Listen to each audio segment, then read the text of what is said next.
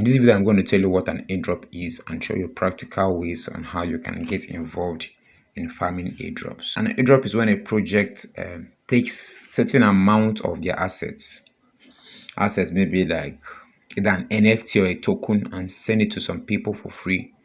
A project gives you an asset, some of their tokens for free, because you meet some requirements. And what we are going to be doing here is how to get involved in it and then continue on the track. So let's go.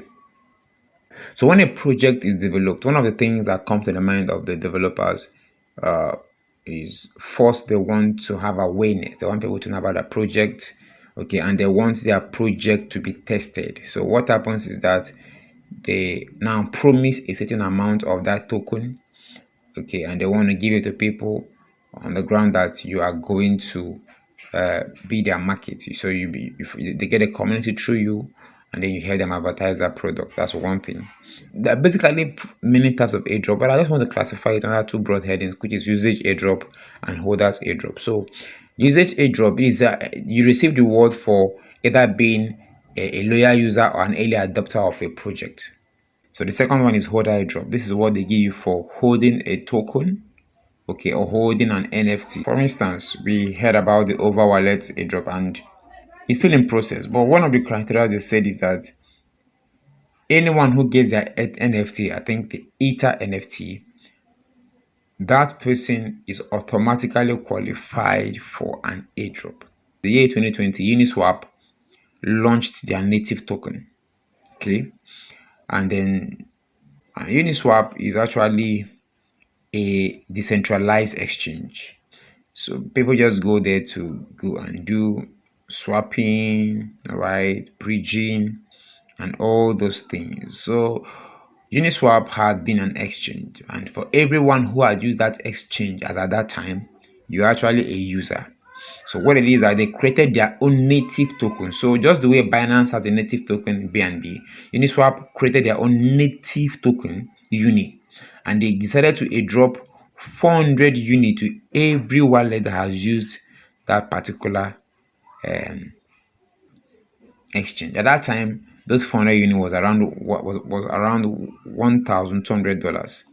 Okay, but since then the value of Uni has gone up, and you can see that people have actually made a lot of money just by using that particular decentralized exchange. Practical ways to get started.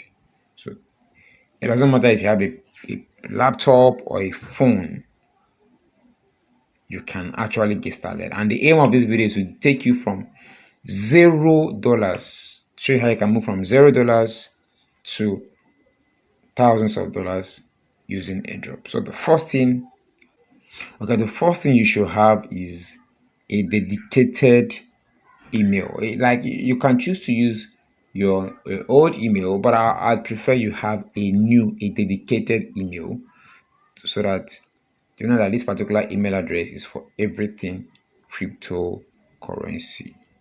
Okay, maybe you already have an email already, you can use that, and that is good to go.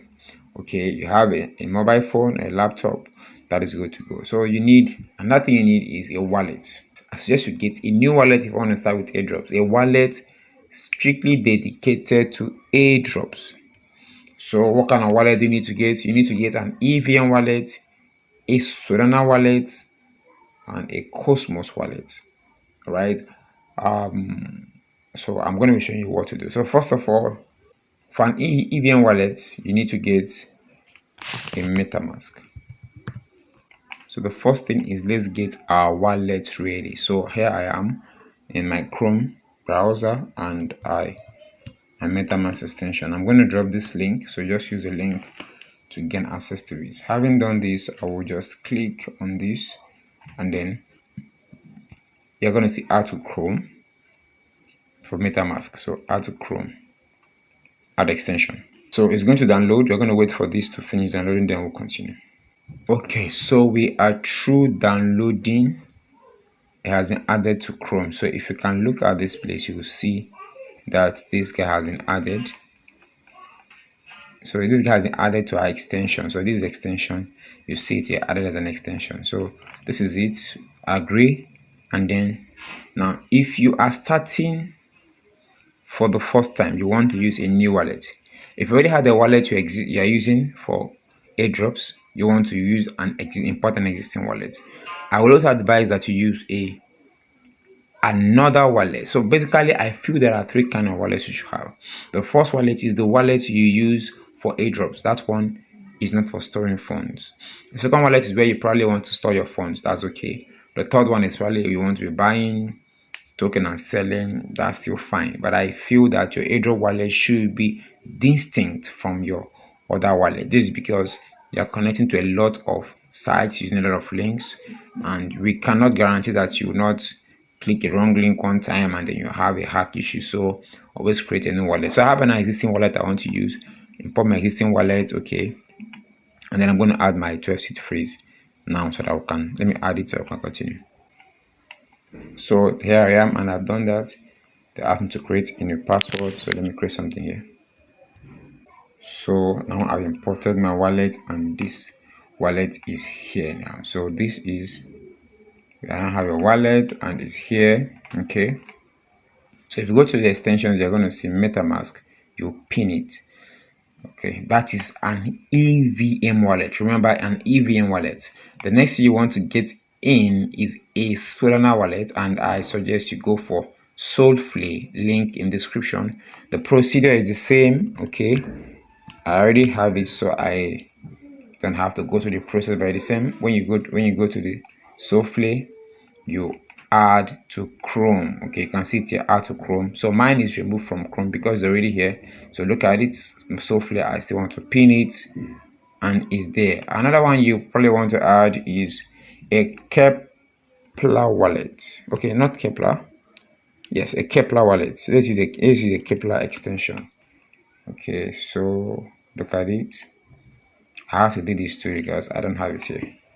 Okay, and I have it in other places, but I'm just, it's for educational purposes. So let's install. When you click on this install, you select your user. I'm using a Chrome, so let's go with Chrome. I really find Chrome easy to use. I prefer to use Chrome always. So add to Chrome, same thing. Okay, when you add extension, you create your wallet, and if you have done this, then you have an AVM wallet, a Solana wallet, and Cosmos wallets. Right, these three is good. On the long run, you might have to add other wallets. Okay, so let's just work with what we have. Okay, so if you're ready with wallet, you've passed the first stage, an important stage. Okay, similar, I want to create a new wallet. I don't want to go through this process, so you just have to go through the process, create a new wallet. Okay, create a recovery phrase, and then you continue from there. When you finish, you pin it, just the way this one is a pin. You pin it, and it's already here, and you're good to go. Right, so we are through with our wallet. I hope you follow the process well. If you have any question, please drop a comment and I'll try to attend to that. All right, let's go. Okay, now if you're a mobile user, this thing is simple. Go to Play Store and download Macy's browser. When you download Macy's browser, you are going to see MetaMask in that place. When you tap on MetaMask, what comes up is that it's going to add up as an extension, import your seed phrase, and it's all set. So this little icon here is your extension. You can add other extensions. You can add your Soulflay extension. You can add your Kepler wallet, everything there. So it's the same principle here for your mobile phone. The only thing you might need to do is that at some point you might have to switch your mobile phone browser to a desktop mode so that you can have the same view the desktop gives you. Okay, so that is it. If you are through with your wallet, the next thing you are going to do is, let's get to the second thing, that is a Twitter account. A Twitter account. I'm of the opinion that you have a new Twitter account. No need using your old Twitter, because I think that my Twitter account should be isolated strictly to everything crypto. So I follow just crypto guys because I want to limit the information that happens within that space to just cryptocurrency, right? So create a Twitter account and then make sure that that Twitter account you created is logged in. That Twitter account is logged in into the browser you are using. Okay, it's very important. The browser you are using. Okay, and because you may have to link, you have to link extensions and all those things. Another time you are doing it, you will have to. Another time you are doing it, you observe that it will just have to connect automatically without you re-logging in. So that is a Twitter account. There are some other principles that has to do with using your Twitter account in airdrop farming, but over time you can understand that as we interact in this space. The next thing you want to have is a Discord.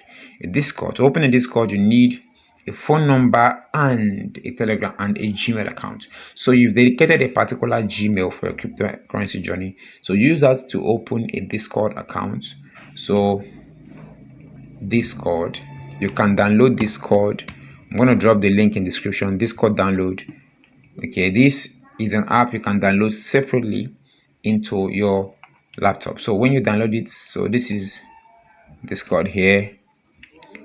When you come, you download for Windows. Okay, download for Windows 10, or depending on what you're using. When you download for Windows, you get the app into your laptop, install it, run it, and log in your Discord account to that place. The next thing you want to get is Telegram. Telegram with your number, the same number for Discord, and the same number used for your Discord, use it for a Telegram. Set up your Telegram account. You probably may want to download it into the laptop, but I actually choose to log my Telegram into the browser. So if you come to my laptop, you see that my Telegram is logged in here as a browser, as a user. I'm already a user in this space. So this is me. Okay, this is me right here. Okay, so I am here and this is me. Okay, so let's go. I think we are through with that. The Telegram. So if you've gotten this things ready, congratulations, you are ready to keep on with the journey. So the next thing is, how do I start from $0? How do I start from $0? Now you're going to start with what is called a testnet. All right, start from $0. You're going to start with things like testnets, quests, and campaigns. So what is a testnet? A testnet is a test network designed for testing, experimenting and validating apps. So like I told you, when a project starts up, they need you to test their app and validate its usability. So you are working for them, testing the app. So you're going to get what is called a faucet. That faucet is what you use as money to test the tokens, to test the app. Remember that the faucet is not a real money. Faucets are not real monies, but they serve as the money. So you use the faucet, you begin to test the platform.